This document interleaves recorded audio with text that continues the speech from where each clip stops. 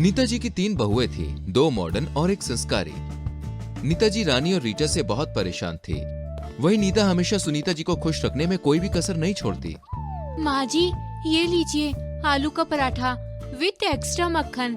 मुझे तो बस टोस्ट चाहिए। और मुझे ब्रेड जैम। इतना हैवी खाऊंगी तो मोटी हो जाऊंगी। खुद का खाना तो खुद से बनाती नहीं हो, कम से कम बहू पर हुक्म तो मत चलाओ। ओह प्लीज मॉम जी, हमें लेट हो रहा है और सुनीता लेट मत करो, जल्दी दो।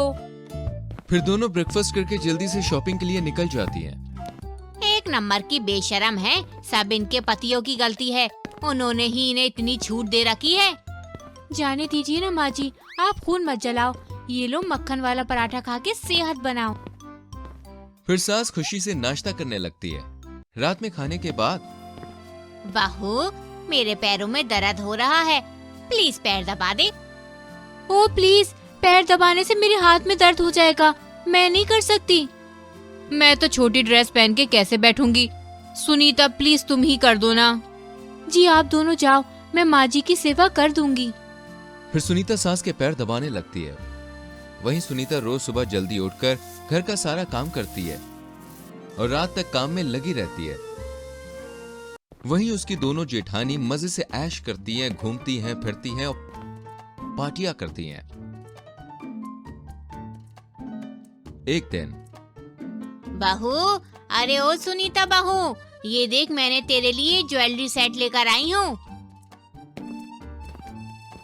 वाह माँ जी, ये तो बहुत ही ज्यादा सुंदर है। हाँ, बहुत महंगा है ना इसलिए। और हम दोनों के लिए? खुद ही आका, खुद ही चाका, खुद ही पति को कहो काका। व्हाट? तुम तो खुद ही शॉपिंग करके आती हो, तुम्हें क्या जरूरत है मेरे गिफ्ट की। और वैसे भी ये बहू का इनाम है, क्योंकि वो दिन रात मेरी सेवा करती है और पूरा घर उसी ने संभाल रखा है, एक संस्कारी बहू की तरह। और तुम दोनों तो सारा दिन मटर गश्ती करती हो बस। फिर रानी और रीटा मुंह बनाकर वहां से चली जाती हैं। इसे तो मैं बाद में देखूंगी, बड़ी आई सास की लाडली। मैं तो ये सोच रही हूँ कि हम दोनों कितने मजे से रहते हैं, लेकिन क्या सुनीता का मन नहीं करता हमारी तरह ऐसी वैसी लाइफ जीने का? मुझे तो नहीं लगता कि ये जितनी सीधी दिखती है उतनी ही सीधी है। वही सास जो कि अपनी बहू सुनीता से बहुत प्यार करती थी, वो आए दिन उसके लिए कुछ न कुछ लाती। फिर एक दिन, बहू तेरे हाथों में क्या जादू है?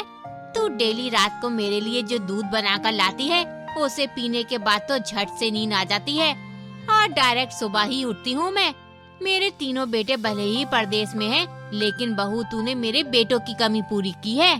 ये तो मेरा कर्तव्य है माँ जी। वही रानी दोनों की बातें सुन रही होती है। दूध से ऐसी कौन सी नींद आती है कि सुबह ही आँख खुले? मुझे तो कुछ गड़बड़ लग रही है। इसके बाद दोनों मॉडर्न जेठानियां अपनी संस्कारी देवरानी पर नजर रखने लगती हैं। वही सुनीता रात में सास को दूध देने के बाद अपने कमरे में जाती है और हॉट सी ड्रेस पहनती है, साथ ही हील्स भी पहनती है और खिड़की से बाहर जाती है और एक कार में बैठकर वो वहां से निकल जाती है। वहीं दोनों जेठानियां सुनीता का पीछा करती हैं, जहां सुनीता एक क्लब में जाती है और दोस्तों के साथ खूब पार्टी करती है, ड्रिंक्स वगैरह लेती है। कभी सुनीता क्लब जाती है तो कभी दोस्त के घर नाइट आउट करती है और उसकी ड्रेसिंग तो दोनों जेठानी से भी हटकर थी। ये देखकर दोनों जलकर राख हो जाती हैं। अब तो मैं इसके संस्कार सासू माँ के सामने लाऊंगी। फिर दोनों अपनी सास को जाके सारी बात बता देती हैं और सास गुस्से से आग बबूला हो जाती है।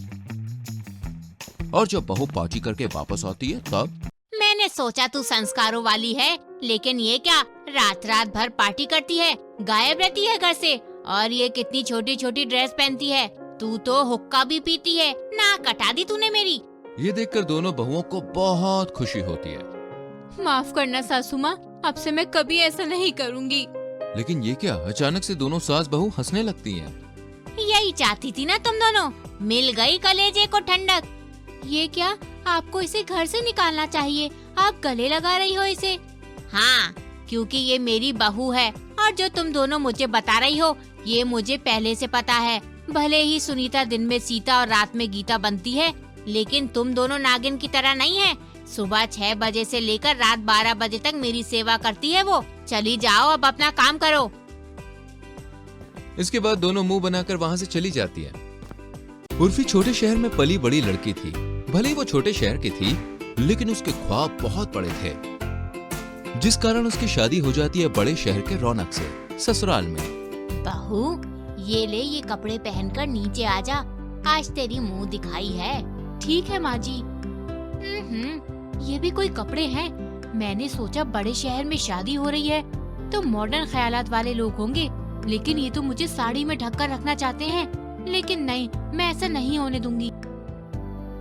वहीं शाम को उर्फी मच्छर वाली कॉयल की ड्रेस बनाकर पहन के सबके सामने चली जाती है।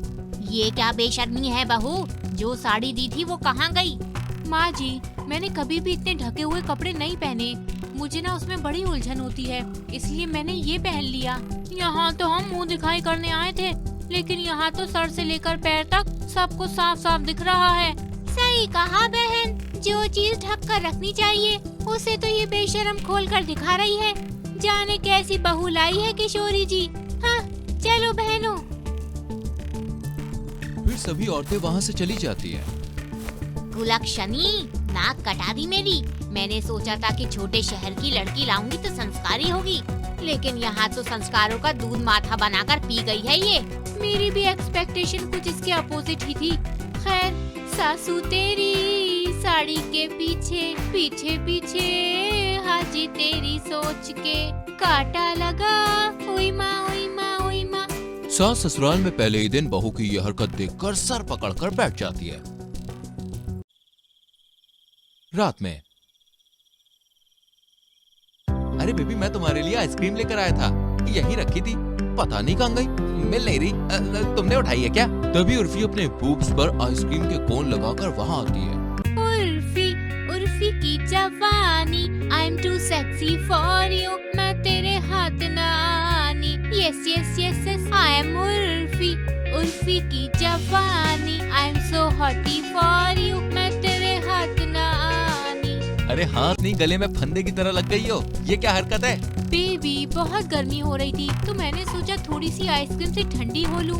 और हमारा दिमाग गर्म कर दो। फिर पति हॉल में जाके बैठ जाता है। घर में छोटे शहर की बहू लाई, सोचा सुख शांति बनी रहेगी, लेकिन इसे तो तांडव करने का शौक है। कपड़ों से बटन ढकना तो इसे आता ही नहीं है। बस नंगी घूमने को कह दो। और तू क्या, तू बैठकर बस सुनता रहेगा या कुछ बोलेगा भी? अरे मैं लाचारा बेचारा बोलूं क्या, जिसकी बीवी निकली आवारा। अब उर्फी आए दिन उल जुलूल कपड़े पहनकर घर में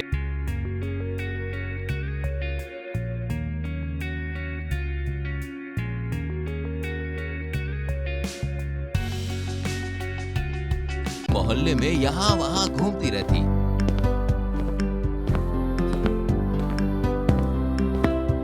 एक दिन की बात है। अरे वाह, साड़ी में कितनी सुंदर लग रही हो जान, बिल्कुल परी जैसी लग रही हो। May God gives you wings। Urfi खुशी से फूल ही नहीं समाती। बस 1 मिनट, अभी आई। तभी उर्फी एक हॉट से विंग से बनी हुई ड्रेस पहनकर वहाँ पे आ जाती है।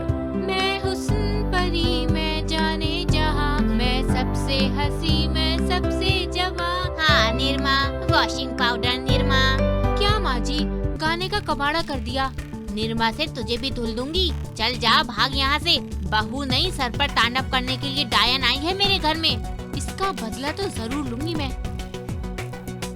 फिर एक दिन घर में कोई फंक्शन होने वाला होता है और सास ढेर सारी मिठाइयाँ बनाकर रखी होती है। उर्फी बहू, अरे ओ बहू, मैंने यहाँ चांदी के पेपर्स रखे थे मिठाई पर चिपकाने के लिए, कहाँ गए वो सारे? तभी उर्फी चांदी को अपने ब्रेस्ट पर लगाकर बाहर निकलती है। ये क्या किया उल्टा कुलक्षणी तूने? अरे उर्फी, ये सब क्या है?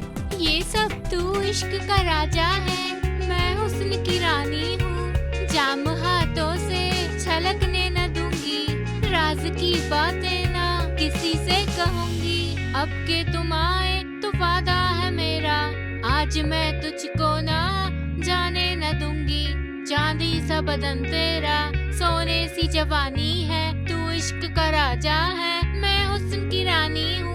ना राजा ना रानी, अब तू बनेगी मेरे घर की नौकरानी। बनने चली थी रानी, मुझको बना दिया नौकरानी।